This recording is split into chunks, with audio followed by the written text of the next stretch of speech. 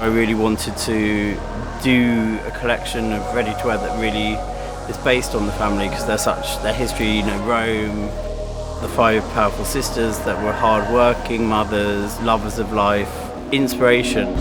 Kim has very clear ideas. He knows how to use and respect the DNA of a brand, and I think this collection shows that. The idea of having the F as the clutch, and I thought it was quite fun, and then I gave it to Silvia and she developed that with her team. The first collection I wanted to rework on the Fendi classic square logo and making it more jewelry-like, so adding this oval shape.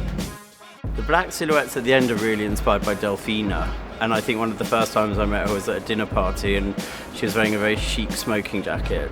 He knows how to bring the sense of family. It's a big family tree.